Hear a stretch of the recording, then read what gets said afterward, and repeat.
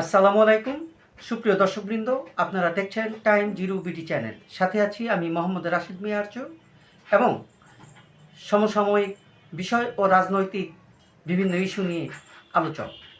সুপ্রিয় দর্শকবৃন্দ, আপনারা বিভিন্ন সময়ে তথ্যচিত্র দেখেছেন, তথ্য প্রতিবেদন দেখেছেন এবং বিভিন্ন রিপোর্টের সাথে পরিচিত। আজকে আপনাদের সম্মুখে এমন একটি অভিনব রিপোর্ট উপস্থাপন করতে যাচ্ছি যা আপনাদের মনের ভিতরে লুকিয়ে থাকা যে কথাগুলো বা যে অব্যক্ত বিষয়গুলি রয়েছে সে বিষয়েরই অবতারণা রয়েছে। আসুন আমরা একটি শব্দ প্রতিবেদন দেখে আসি।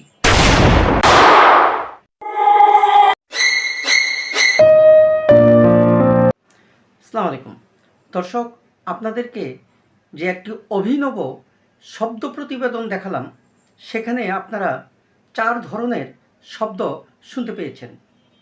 সেই 4 ধরনের শব্দ হচ্ছে, প্রথমে আপনারা বুলেটের শব্দ শুনলেন, এরপর আপনারা একটি ভয়ঙ্কর শব্দ শুনলেন, ভৌতিক শব্দ শুনলেন এবং আশা আকাঙ্ক্ষার শব্দ শুনলেন।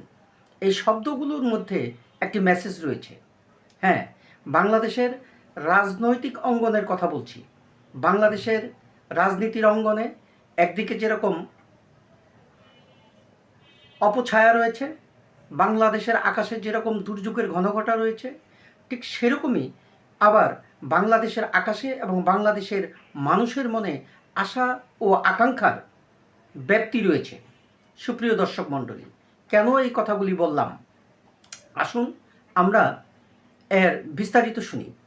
সুপ্রিয় দর্শকবৃন্দ, উন্নত বিশ্বে বিভিন্ন জাতির মধ্যে, বিভিন্ন প্রজাতির মধ্যে ক্রস করে বিভিন্ন ধরনের প্রাণী বা উদ্ভিদ তৈরি করা হয়। বিগত বছরে আধুনিক বিজ্ঞানের ছায়ায় আমরা দেখতে পেয়েছি বাঘ এবং সিংহের মধ্যে ক্রস করে নতুন একটি প্রাণী তৈরি করা হয়েছে, যে প্রাণী শুরু থেকেই অসুস্থতার মধ্যে থাকে এবং যার জীবন বা হায়াত বেশি দিন দীর্ঘজীবী হয় না। কেন এই কথাটি বললাম? রাজনীতি এবং আইনের শাসন, রাজনীতি চলবে রাজনৈতিকভাবে এবং একটি স্বচ্ছ ও সুন্দর এবং সাবলীল রাজনীতি বাংলাদেশের মানুষ আশা করে। পক্ষান্তরে বাংলাদেশের মানুষ এটাও আশা করে যে বাংলাদেশের আইন চলবে আইনের নিজস্ব গতিতে, যা আমরা আইনের শাসন বলে থাকি।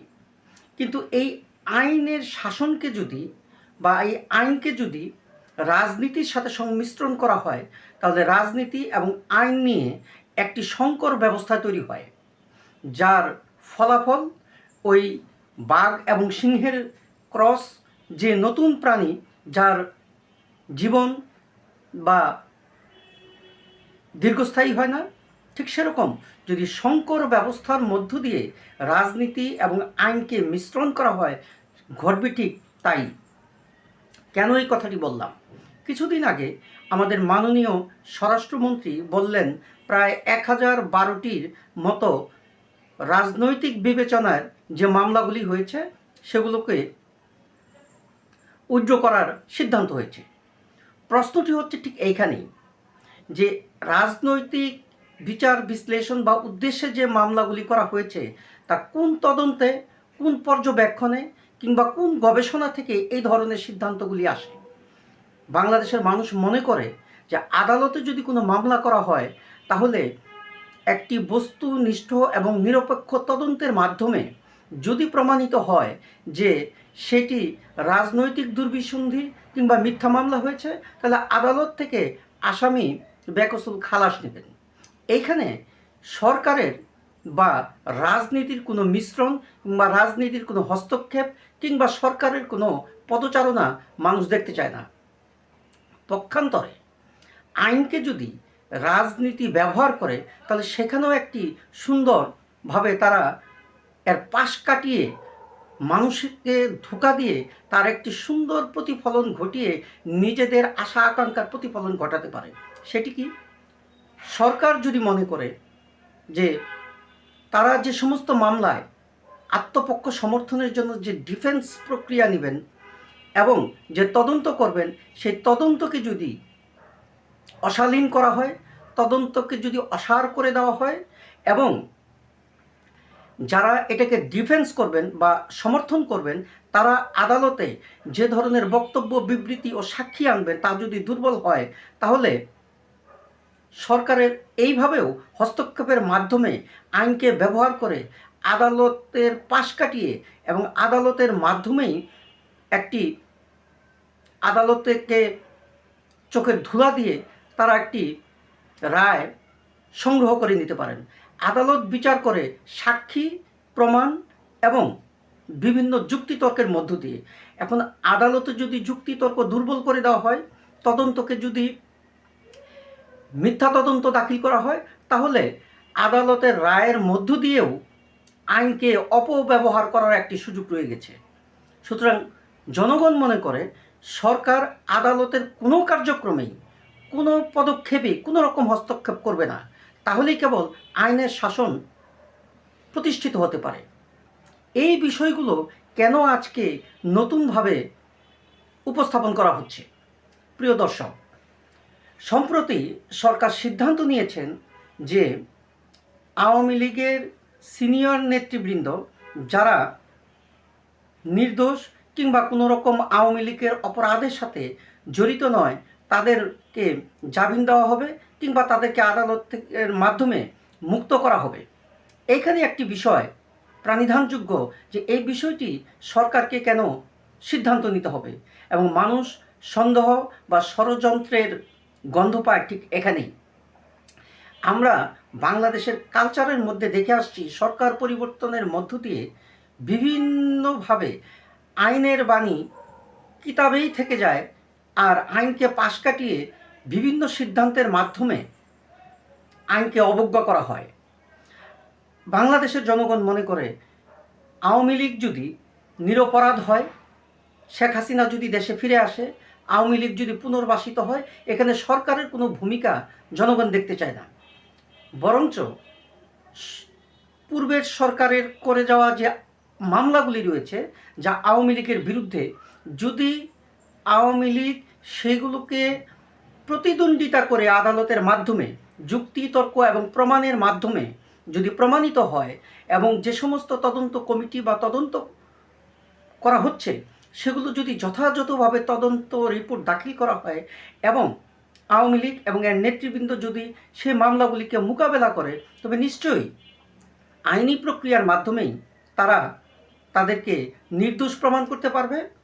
অন্যদিকে মানুষ মনে করে যে সরকারের বিরুদ্ধে একটি প্রপাগান্ডা রয়েছে যে আওয়ামী লীগ যদি নির্বাচনে অংশগ্রহণ করতে পারত, তাহলে হয়তোবা বিএনপির এইভাবে সরকার গঠনের নিরঙ্কুশ সংখ্যাগরিষ্ঠতা হয়তোবা পেত না, কিংবা তারা হয়তোবা সরকারই গঠন করতে পেত না। তবে কি সরকার এই তকমা থেকে বেরিয়ে আসার জন্য, আন্তর্জাতিকভাবে নিজেদেরকে প্রমাণ করার জন্য যে তারা একটি উদার রাজনীতিতে বিশ্বাস করে এবং আওয়ামী লীগের মতো একটি বৃহৎ রাজনৈতিক দলের উপর কোনো রকম রাজনৈতিক কোনো রকম রাজনৈতিক প্রভাব ফেলতে চায় না এবং আদালতের মাধ্যমেই তারা বিষয়টি প্রমাণ করতে চায়।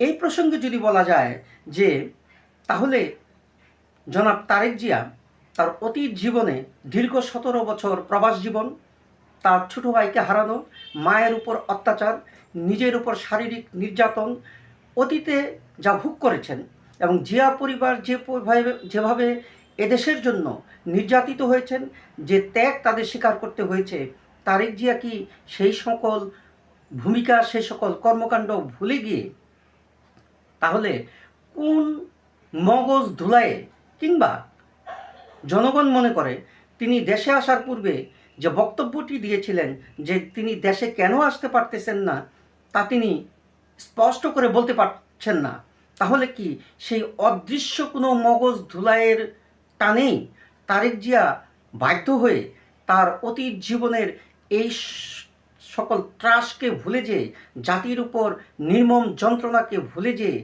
জুলাই অভ্যুত্থানকে ভুলে যেয়ে আওয়ামী লীগকে পুনর্বাসন করতে চায়? যদি তিনি এই উদার রাজনীতির মাধ্যমে এই কাজটি করেন, তাহলে তার সামনে রয়েছে তার বাবার পরিণতি এবং মায়ের উপর স্লো পয়জনিং এবং তার নিজের উপর যে অত্যাচারগুলি হয়েছে, নিশ্চয়ই তিনি এইসব ভুলে যাবেন না। অন্যদিকে তিনি যদি এইসব মনেও রাখেন, তাহলে নিশ্চয়ই বাংলাদেশের মানুষ মনে করে যে তিনি ব্যক্তিগত আক্রোশ থেকে কারোর উপর কোনো রকম আক্রমণ না করে, বরঞ্চ নিরপেক্ষ থেকে আইনের শাসন প্রতিষ্ঠা করে আদালতের মতো করে চলতে দেওয়া এবং আইনকে আইনের মধ্য দিয়ে এবং আইনের যে নীতি তা প্রয়োগ করার জন্য সরকারের যে ভূমিকা তা পালন করে, যদি আওয়ামী লীগ, শেখ হাসিনা যদি নিজেদেরকে নির্দোষ প্রমাণ করতে পারে, তবে তাহলে তারা যদি বাংলাদেশে ফিরে আসে, তাদের যদি রাজনীতি করার সুযোগ হয়, নিশ্চয়ই সরকারের বলার কিছুই থাকবে না, তারেক জিয়ারও সেখানে কোনো ভূমিকা থাকবে না। দর্শক, আমাদের এই নিরপেক্ষ ও বস্তুনিষ্ঠ বিভিন্ন প্রতিবেদন যদি আপনাদের মনোপুত হয়, অনুগ্রহপূর্বক আমাদেরকে লাইক ও সাবস্ক্রাইব করে এবং আপনাদের মন্তব্য জানিয়ে আমাদের পাশে থাকবেন। ধন্যবাদ। আসসালামু আলাইকুম।